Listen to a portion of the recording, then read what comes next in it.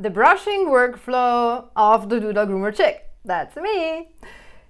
I collected a few steps, quite a few actually, how you can keep your Doodle comfortable so still for brushing. There's gonna be precautions, what you do before the brushing experience, how you use a tool, and how you double check that you brushed everything out. Let's jump into it. The first thing I tell to all of my clients, and what I follow in my practice as well, is exercise and playtime. I tell it to my clients that exercising the Doodle before a spa day is just as important as bringing the dog. And I'm not kidding. Trying to brush or groom a dog in the Fred Astaire while performing on stage, in the Fred Astaire mode while performing on stage, is not fun for anyone, let alone not safe. So I highly recommend you exercise your doggy and play with them, play fetch, run with them, hike, whatnot, and then get the pent-up energy out so they're gonna be calm and relaxed because their need for fun runs and exercise and the connection with you are all met, and they're gonna be tired enough so they're gonna be calm and relaxed from that time. Pee break for all. Such a typical mistake. Doggies who need to go out to go potty breaks, they will wiggle, they will tiptoe, they will sit, they will try to do anything they possibly can in their right mind to get you let them out for a pee break. So check mark the pee break before you do any kind of brushing.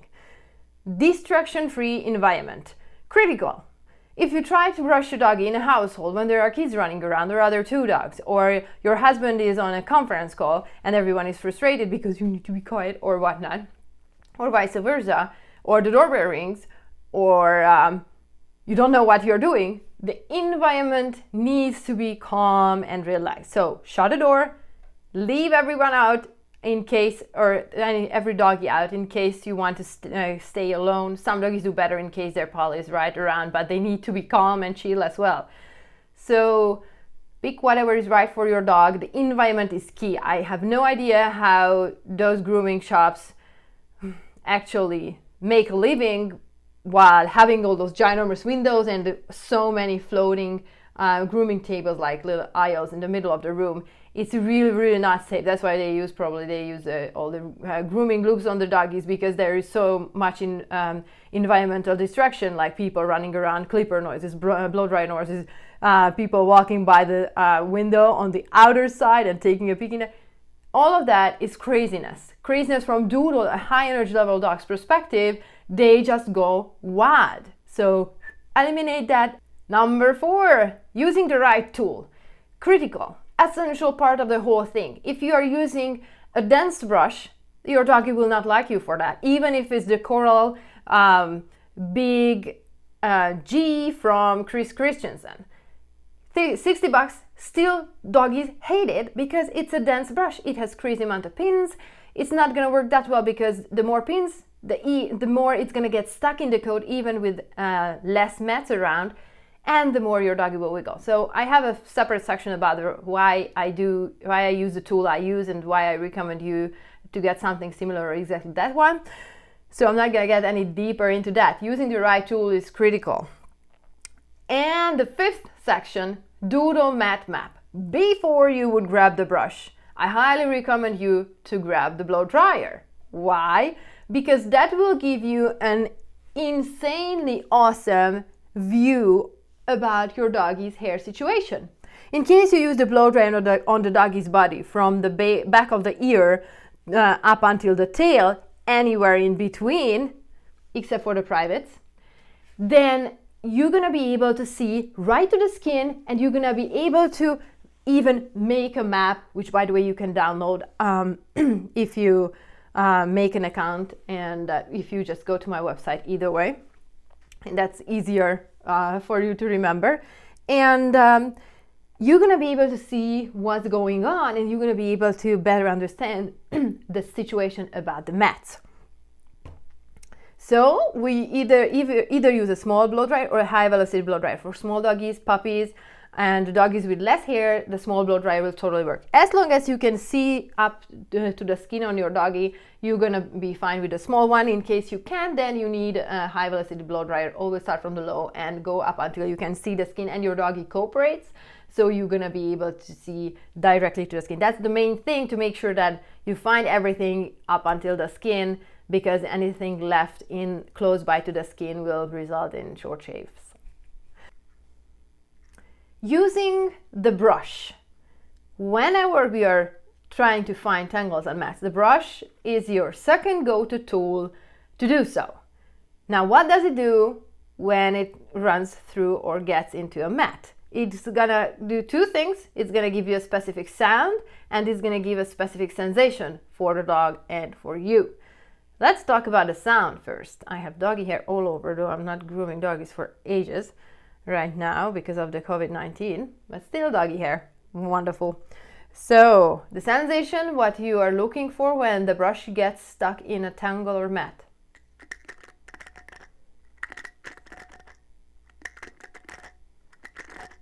And how it sounds when it's running through tangle and mat-free coat.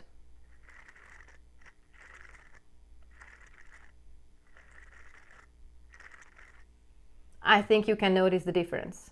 So even if you are visually impaired and brushing your doggy, you still can do it even without the blow dryer, because the brush will tell you where there are tangles and mats, and you can focus on those areas where it gets stuck a little bit more. The second part is the sensation. The thing what the brush does when it gets stuck in a mat, that it's gonna pull on the skin after the pins are not able to further bend out of the way of the mat. So it's gonna give a sensation on the doggy, so you're gonna see the doggy react, and you're gonna feel that the brush gets stuck. It's not easy or not even possible to move it any further. So instead of you digging deeper in there and pulling even more, you need to analyze the situation, what's going on. The third tool to find tangles and mats is the comb. Whenever we are using a comb, then we need to be super careful, because with the brush the pins move. With the comb the pins won't move. So any kind of sensation, the slightest, teeniest, tiniest, will end up on the doggy's skin. So whenever you are combing the dog, you really need to be super slow. And to be able to find everything, you need to be able to keep the pins by the skin. Critical, because in case you are floating the comb away from the skin, the area between the tip of the comb and the skin will be unchecked. And that's the situation when the doodle gets a short shave. It often happens in cases when the parent is using, or the groomer is using, a short pinned comb, which is shorter than this one. It's like 1.5 inch long, and whenever they use about an inch long coat on a winter, an inch long pin on a winter coat, and it's thicker, especially when it's curlier, then that's just not gonna be enough. So using the right tool to get right to the skin with the comb to find tangles and mats is critical. This would be my third go-to. So it's not like you can use only a comb, because that's not gonna be the most gentle way to go. You need to go with the blow dryer, then the brush, and then the comb. And there's one more thing I wanted to mention, because so many parents use this one, and I'm so sad, because using your fingers to find mats on your doggy will give you the results at the time when it's already kind of too late. Your untrained fingers, unless you are a groomer, will not find tangles and mats that successfully, and you're gonna notice only the ones, or even just huge ones, which already developed and joined together, so they are a patch of mat on the doggy in different areas. That is just not gonna be enough. You can find stuff. I can find mats with my fingers, but they get so big by the time I'm able to notice it, that it's just gonna be not as through as if you were doing with the blow dryer and the brush. Awesome. So the next part, the sixth part of this, mat analysis. Critical part again, because most of the parents think that, okay, my doggy needs a brushing, I have a brush, and I'm going to brush until the doggy is absolutely tangled and mat free, period. And that's not how it works, because there are different stages of mats. It can be, let me take a look here. We need to talk about how tight they are. So whether they come apart when you pull them with your finger, can you work them out that way? On this one, it won't work. Oh, on this one it worked. Haha, you see. So this is going to be the same thing on your doggy. It can come apart. Now be very gentle, because in case I'm pulling on this one big time and it comes apart and my fingers like go apart, then here it's not a big deal. But in case there is a dog on the other end of the hair bunch, then the skin will be extremely painful because we tugged too big. So go teeny tiny, and in case it's not coming apart easily, then it needs a different tool than the brush. Awesome. It also tells us that the dog needs to be brushed a little bit more frequently and in more detail. How large the mat is. We need to know to be able to find a good fix to it, and depending on how large the mat is, it's going to tell you how long it's going to take, and it's going to tell you how much time, extra time you need to spend in that specific spot, because for some reason that skipped attention. How far are they from the skin? Very, very important part, because in case we can get a comfort grip, let's say the blue rubber band is the skin, or better yet, my finger there is the skin. Let's say there is a mat here on the doggy's coat, then we have a nice comfort grip around the hair, so we can go ahead and get a grip by the base of the mat, blocking any sensation towards the skin, and then brush or cut out whatever, depending on how tight the mat is here, whatever we need to do to make sure that the tangle and mat is gone. So this comfort grip, this space for comfort grip, will be tremendously helpful for you to keep the doggy comfortable and also safe whenever you are using a tool like a pair of shears to trim a tight, stubborn mat out. What it also does, it tells you how much hair the doggy will have left on the body after removing the mat.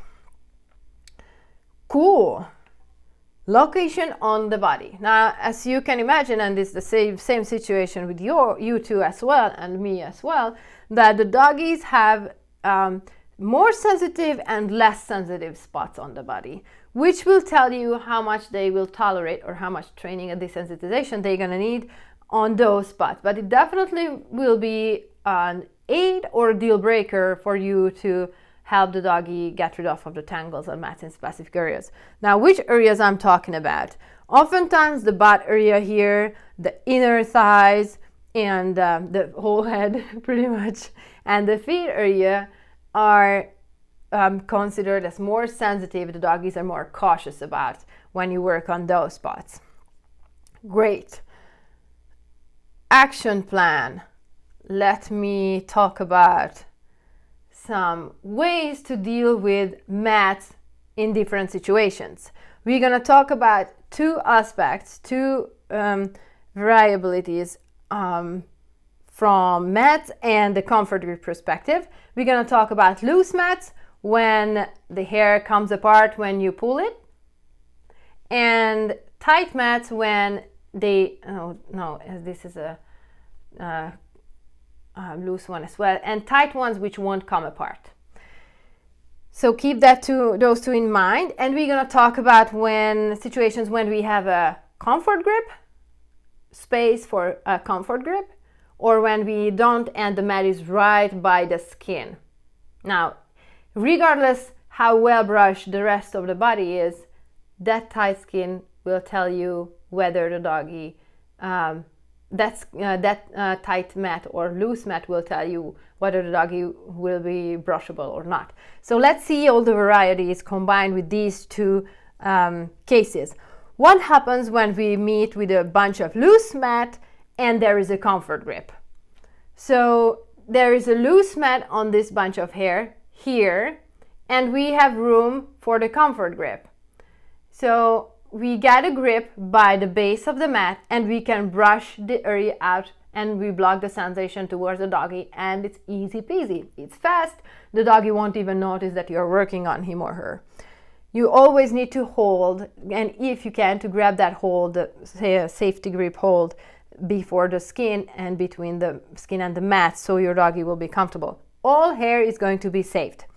What's the case when we meet with a loose mat and no comfort grip? Since it's a loose mat, but it's close to the skin, with the right type of tool, which has a good little cushion in the middle, so you're gonna be able to keep the skin absolutely safe, you're gonna be able to work around that mat and open it up because it's loose, even without a safety or comfort grip. And your doggy will most likely tolerate it. And all the hair lengths will be saved in this situation as well. Now here come the tricky spots, when the tricky situations where the mat is tight.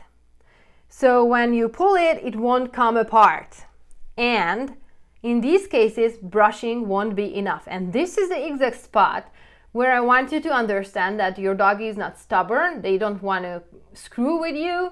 They are reacting to these tight mats hiding in the coat. Now notice how easy it is to see through this coat while with a different background. On your doggy, chances are the background is going to be the same color, bunch of more hair around.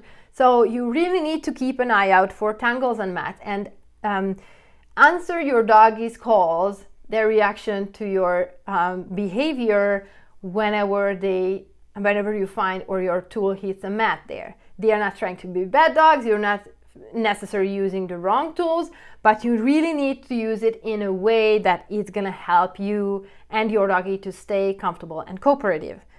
Now, what am I talking about? We find tight mats and there is a comfort grip.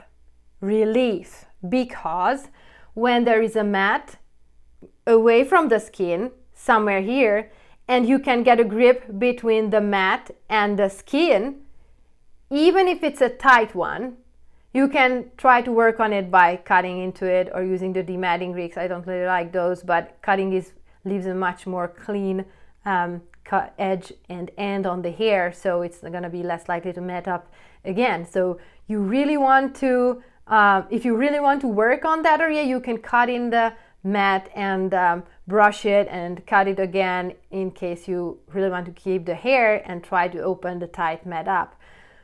And in case the mat is absolutely tight, you won't be able to work it out, then you just snip the area off safely, because the shear is meeting your skin only and it's nowhere close to your doggy's. It's a typical situation on the doggy's tail and sometimes on the ears as well, but more likely on the tail when there is a really long coat and the doggy is chewing on a tail or whatnot, or the tail does not get brushed as it should. So we just trim that hair out. Now there are situations when this specific case, when there are many tight mats on all around the doggy or on a bigger spot or area on the dog that needs crazy amount of time to be removed. Now that's the case when I like to suggest, this is the doggy's skin, this is the mat area here, where I like to suggest to parents to do a shorter trim and leave this much hair around. I'm happy to find a blade that will fit through the mat and the skin, and then leaving enough room on your doggy, and so you're gonna be able to see a doggy with more fluffy coat. Oftentimes the room on the doggy's skin, between the skin and the mat on the doggy's body, is not as much as it were on the tail, for example. So on the body, you're most likely gonna see shorter comfort grips. So the haircut itself is gonna be shorter as well. And That's the case when I try to find and pick the blade number that will go through, and so you're gonna end up with an even trim, because in case the doggy has really tight mats here and the rest of the body is absolutely brushed out, or the doggy has really tight mats around the harness area but the rest of the body is brushed out, it's gonna look a pretty uneven trim. So that's another thing to consider. What's the case when we meet tight mats very close to the skin? That's the case, the sad case, when the doggy needs to get a short shave. And oftentimes the space between the mat and the skin is teeny tiny, so the doggy will end up with a buzz cut. And sometimes I do it only as last case scenarios when there is really no other way to do it, because the poor doggy needs extra attention, let it be summer or winter, because of the sunshine or cold weather, so it's not the most comfortable for the dog either. Plus it's not the most not the cutest look, in my opinion and many parents' opinion as well. Tiny notes for removing tangles. The tighter the mat, the more time it takes to loosen up. So because of that, you need your doggy to cooperate. In case your doggy does not cooperate that well, even after you took those precautions, I would opt for a faster way to deal with it, like a clipper cut, and then I would practice with the dog to desensitize the dog to brushing with the previously mentioned steps, so he's or she's gonna experience the brushing in a new, comfortable way, so they can understand that it's not the same as before, and they can be calm and relaxed, and they will be. In case you need to work on the doggy's full body, then you probably need to split it up, because especially if you're doing a whole doodle trim at home.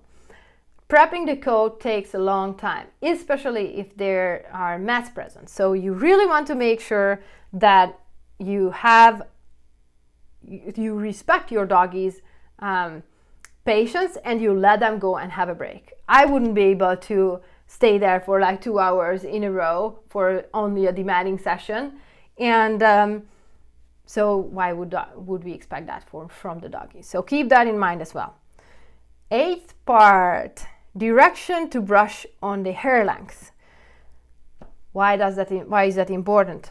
We need to work with less hair at a time. That's gonna be the least amount of sensation on your doggy's skin.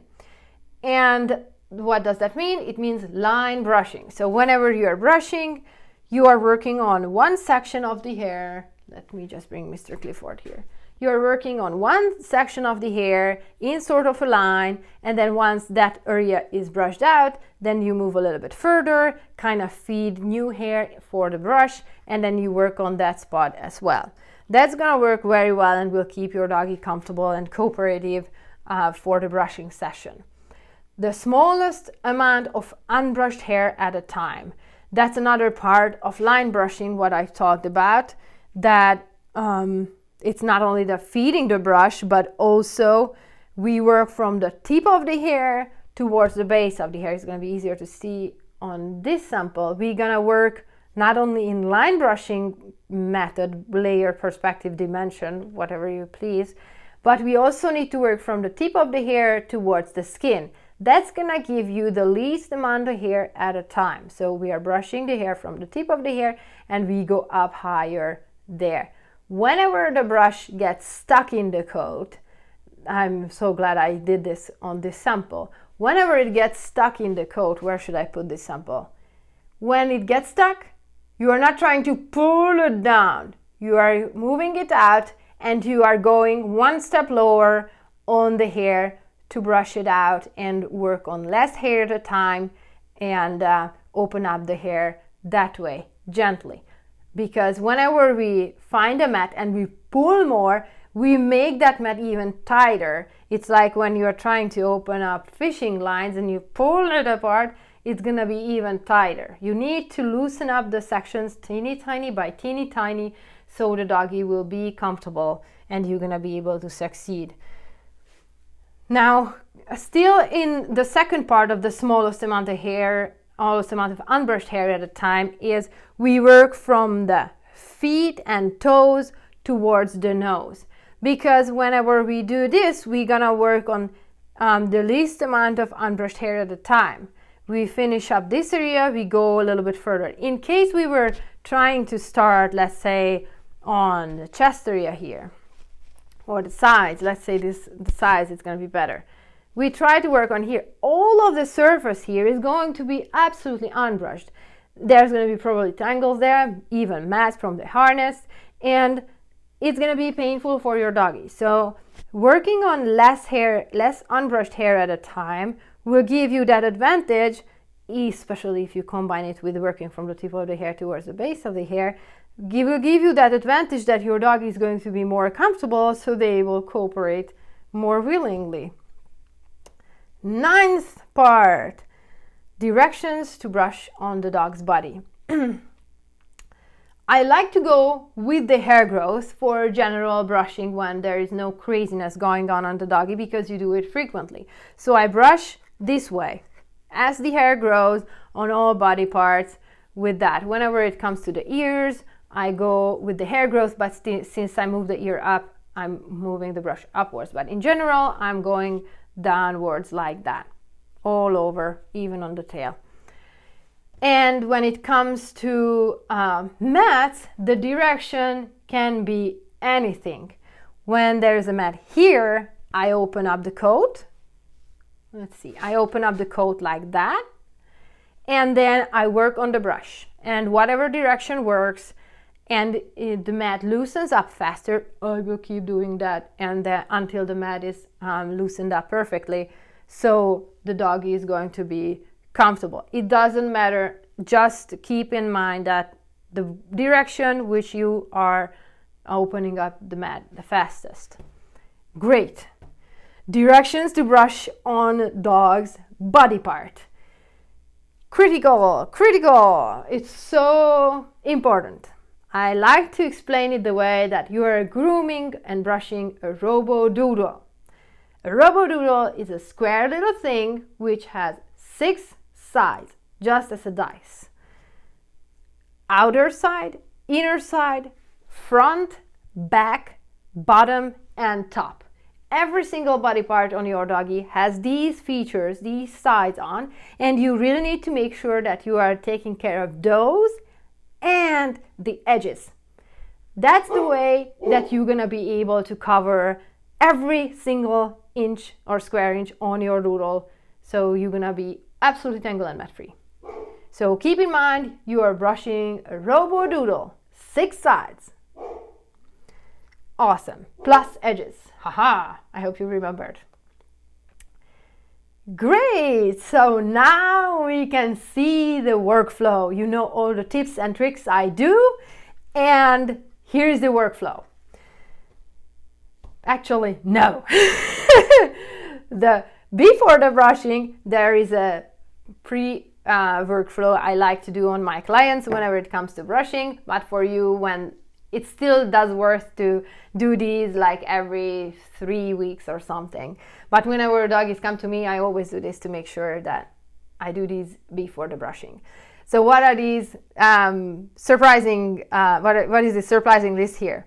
Eye area. I really want to make sure that I can see the doggies' reactions, and I want to see their eyes. So before I would brush, comb, do the haircut, bathe, whatever, I do an eye area trim to make sure that all the fluff is out of the way and we can keep eye contact and I can see whether the doggy is happy or they are in pain or whatnot. Paw hair and paw pad boomerangs. Since I groom my clients 90+% of the time on a table while they are standing or sitting, they need to get a good grip, and in general I just like to take care of the paw hair on the surface of the pads, between the pads and among the pads. I call them paw pad boomerangs, and in between the toes I call them toe mohawks. So I make sure that there are no hair under the paw pad, no toe mohawks, and no paw pad boomerangs present. In case they are there, I trim them out before, because in case you just jump on brushing your doodle in a way that it's just they are there and you are just brushing, then the pins of the brush will pick up the little mats in between, the toe mags by the base, and your dog will react like, you're not doing anything bigger, and they're gonna be really, really unhappy. So double checking that they are not there and resolving in case they are by snipping them out. Specific tutorial for this. Don't try it without knowing what you're doing. It's critical. So you're gonna be able to keep your doggy safe without all of those. I like to check for nails. Oftentimes when doggies have long nails and they are having hard time standing for too long because the nail is pressing against the toe and it's not comfy for them, they're not gonna be happy about the brushing. And we think it's because of the brush, but honestly it's because of the too long nails. So I like to trim the nails in case they are too long and touching the ground before the brush and brushing, and then so the doggy will be comfortable. I trim and file, and that's it. I like to do the sanitary trim before, which includes not only the privates, the peepees and the anus area, but also the behind the ear area and the armpits. Why? Because those areas tend to get tangled so much, and since they are so sensitive, there's no way I'm doing any kind of brushing closer to those areas or right in the spot, like behind the ear here or around the armpit. I shave those two and also the private areas, and whenever there are tight mats around the inner thighs or around the belly area, around the pee-pee for guys, or by the balls area back there, or by the vulva for females, and around the anus, I cut those areas out because there is just no way I would be able to keep friendship scores between us with the client I'm working on and not dealing with those first. So that's a critical part for you to check whether it's needed. And in case you feel brave enough and up to the challenge, you can learn about how to do it yourself, or you can take your doggy to the groomer to take care of that, and maybe even get a brush out if you don't want to do it yourself, or do the brush out at home once you got all of these taken care of with the face, feet and fanny trim. That's how I like to call the little package covering all of that. So, brushing time after like 45 minutes or whatnot, talking about this. And so what is my workflow? The way I like to go about it is I start on the right side of the doggy. I'm right-handed, and this is just my preference. So I start with the hind leg, and especially in case I'm working on a new client. I like to work on the hind feet because in case they react, and I have an extensive intake form, so I got precautions from honest parents about their doodle's behavior. I always like to leave a little bit more room for the introduction for me to react in case they try to snap at me or react in a way that I was not expecting. There is like almost zero chance that my clients will do that, because by the time we get to talk about the desired trim, I'm gonna be able to tell, because I'm giving so much rubs and check the doggy, I'm gonna be able to tell how the doggy is doing with me. So most of the time it's no chance, but I really like to leave some extra room for me to react in case doggy had a bad experience or whatnot, and he or she would get triggered for some reason. So this is the way that we get used to each other and we go with the flow together. Hind feet, I work on the right side, hind feet. And I start there and I work my way up. I'm gonna put the brush down so my hands will indicate the brush, and I'm gonna move these guys here a little bit. So I'm working on the hind leg and I'm working upwards like that,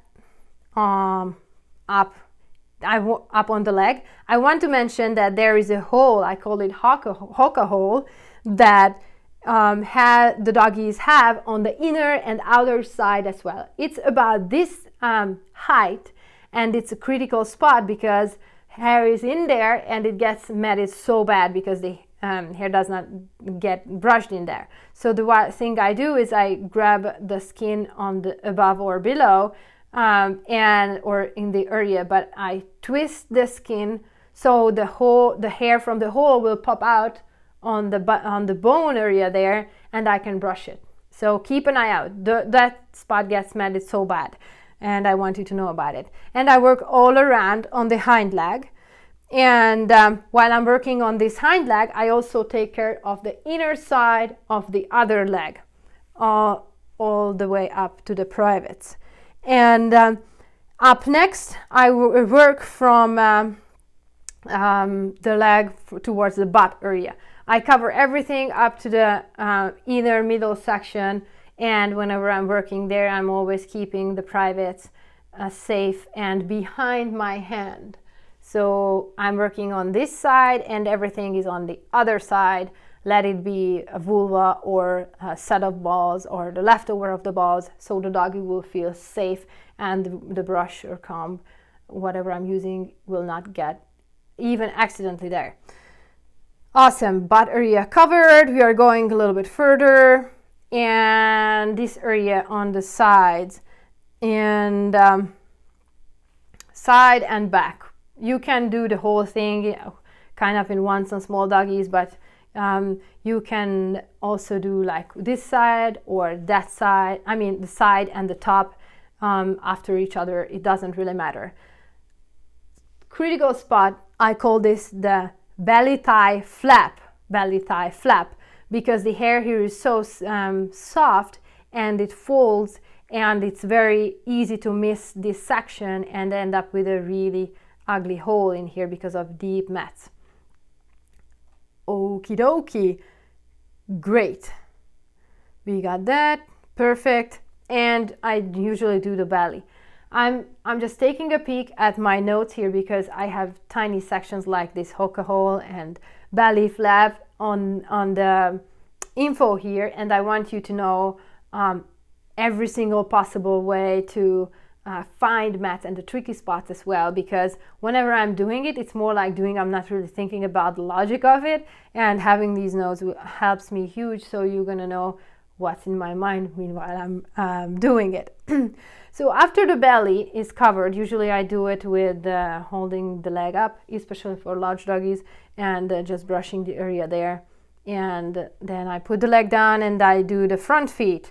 Same thing, brushing it from the front, and make sure that you are stretching the doggy's leg out, because this little corner here gets forgotten and it's very nasty, ugly. Short shave looks very ugly when short shave is needed there because of tight mats. So that's how I like to hold the doggy's leg, stretch it out, and then you can brush the full height of the leg, all sides, every single side.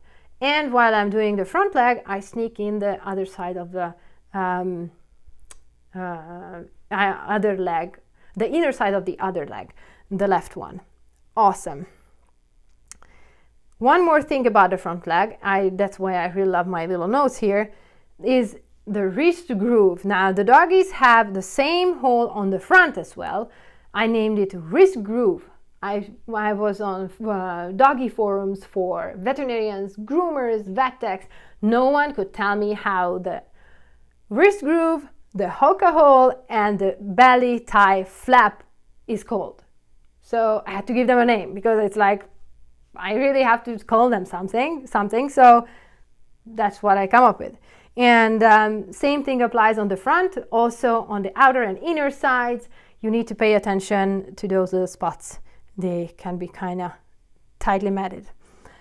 Chest area. I go up from the legs towards the chest area with the brush, and pay specific attention around the harness area, because that has a lot more movement than on the rest of the body, except for when the doggy has a sweet spot around the base of the tail or behind the head, and they get a lot of rubs there. Now those areas can get really matted too because of the sweet spots, but the harness area gets really, really tightly matted in case you're not paying special attention. So depending on your doggy's, the type of your doggy's harness, you follow the lines of it and make sure that you found every tangle and mat. Great. We are going upwards, and the collar area. Another very typical part for the doggies to get really matted under the collar. Some parents do the thing which I really don't like, that they won't take the collar off because they are holding their doggy close by grabbing on it. It's not cool because it means two things. You're gonna miss under it, and the second, it's even more heartbreaking one, is that your doggy is not really liking what you are doing, but you're still forcing him to be there, or her. So take it off, and when your doggy is telling you something you are doing that it's not comfy for them, listen to them and change your behavior and tool or the environment, whatever you translate the behavior to, with the help of these videos here. Awesome. So front legs, wrist group, chest area, harness collar. Perfect. We are up at the muzzle. Excellent. So I'm brushing the muzzle now. I like to keep sensitive spots like the whole head and the tail area the last. I mean, last on one side, and then we leave the tricky spot. Usually we take a break at here, and then I do the other side and we finish with the tail. So that way the doggy will get a break after the tricky spots, and everybody can keep their sanity and the friendship will thrive. In case you need more breaks, by the way, you totally can. I had more clients that I had to take breaks in, just like in after a few strokes. So you figure out what your doggy needs and then you go with the flow. So I brush the muzzle area, the cheeks, and under the ear, typical area that parents miss, that they are not lifting the ears up, and this really thick coat wouldn't get touched. And it really should, because that looks really strange and kind of crazy when the doggy gets a short shave here. And we brush the inner side of the ear, as I showed you, and the outer side of the ear. I put my hands under the ear and I brush it that way to make sure that I'm not scratching the doggy's ear, or eye or whatnot. And we're gonna brush behind the ear. Oh, and around this time, around the muzzle time, I also brush the chin. I like to go from the neck area, even after the neck area you can squeeze it in, and I just like to brush it like that. So you can hold the doggy's lower jaws, the side, the edge, or the tip of it, and then you're gonna be able to hold the chin up high, so they're gonna cooperate and they will feel comfortable. I don't like to the goatee grab, when they grab a piece of chin hair and they move the doggy's head out, and because it just hurts. I know it works, but it hurts. That's why it works, and I don't want anything what hurts, because for once there are other alternatives and our friendship will suffer, and the doggy might stay there for once, but later down the road he's gonna use, or she's gonna use, even trickier and more strong discomfort signs, not like just moving away, but showing teeth, growling, and biting the tool or you. So keeping the friendship totally does work, and then it totally does worth it. So we talked about behind the ear, we just skip to the chin area, and that's the time when I brush the top of the head and join the cheeks and the under the ear area together and the behind the area together. Now that's the time when I take a break, and at least and come back to do the other side the same way, and I start with the back and then go with the side and back and the front legs, chest and cheek, chin, muzzle, cheeks, under the ear, here, the inner side of the ear, outer side of the ear, behind the ear, top of the head, and the tail. That's gonna be the last part, that I hold the tail this way, and I brush with the hair growth. After brushing, I like to use a comb, because that will help me find the tiniest mats which I may left in the coat. How I do that? With the comb, I start from the tip of the nose and I work towards the tip of the tail and the tip of the toes. So I hold the doggy's muzzle and I start with the muzzle area, the cheeks, under the ear, the chin, and I go down the chest area and front legs, inner side, outer side, feet, all over. Under the ears, behind the ears, inner side of the ears, outer side of the ears, and I go top of the head, and I go all over the back and go down on the sides, also on the ribs, harness area, belly thigh flap. Make sure that you are checking that. Outer side of the legs, butt area, inner side of the leg, and the front side of the leg. And I turn the doggy around, same thing, muzzle, cheeks, neck, chest area, under the ears, top of the head, side of the head, outer side of the ear, inner side of the ear, whoops, under the ear, behind the ear, back side of the neck, side, back, hind leg, all around, and inner side if you want to, but with the comb I usually do on the inner side on the same leg what I'm working on from the outside, not working across as with the other one.